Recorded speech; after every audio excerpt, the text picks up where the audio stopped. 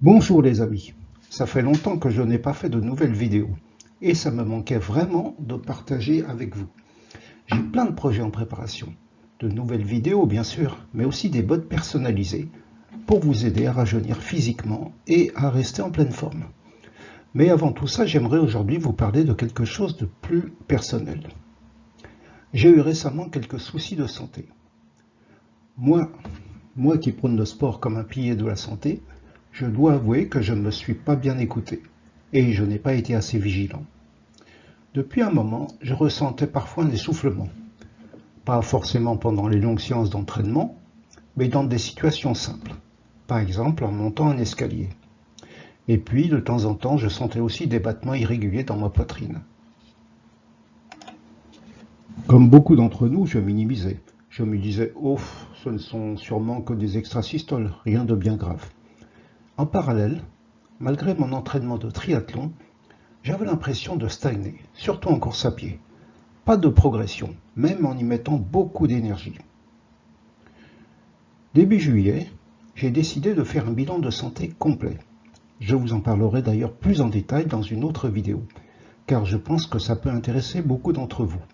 Et là, surprise, l'électrocardiogramme révélait une arythmie cardiaque rapide par fibrillation auriculaire. J'ai beau être médecin, je n'ai pas su être assez vigilant pour moi-même. Comme quoi, on peut être expert dans un domaine et pourtant, quand il s'agit de sa propre santé, on peut passer à côté. J'ai donc été orienté vers un cardiologue spécialisé en rythmologie. Une personne vraiment sympathique, passionnée par son métier. Son diagnostic a été clair. Mon cœur est sain, mais cette arythmie est liée à une surcharge au niveau de l'oreillette droite.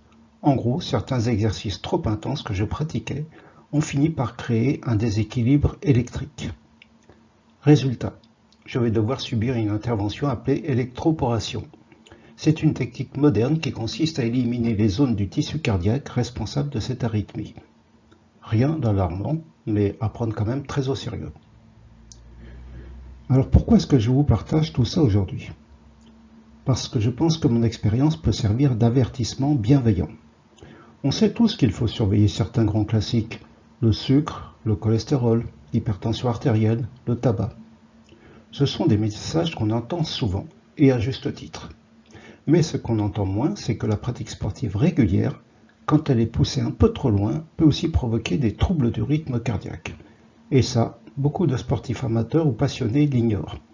On croit toujours que plus on fait de sport, mieux c'est. Mais en réalité, il y a une zone d'équilibre à trouver.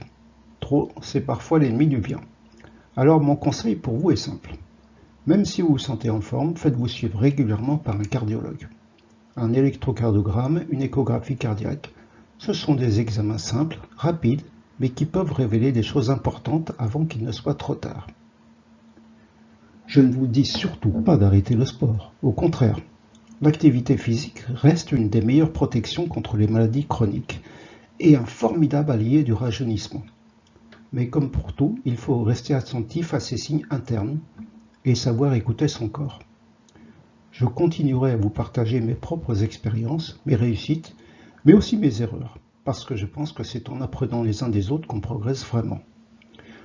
Dans mes prochaines vidéos, on parlera justement de comment trouver cet équilibre, comment rajeunir de 5-10 ans, même après 60 ans, grâce au sport, à la nutrition, au mental, mais toujours dans la sécurité et le respect du corps. Merci d'avoir pris le temps de m'écouter aujourd'hui. Si cette vidéo vous a parlé, pensez à la partager et dites-moi en commentaire si vous aussi vous avez déjà ressenti des signes inhabituels liés au cœur ou à l'effort.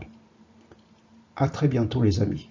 Prenez soin de vous et n'oubliez pas, la vitalité ça se cultive chaque jour, mais avec sagesse.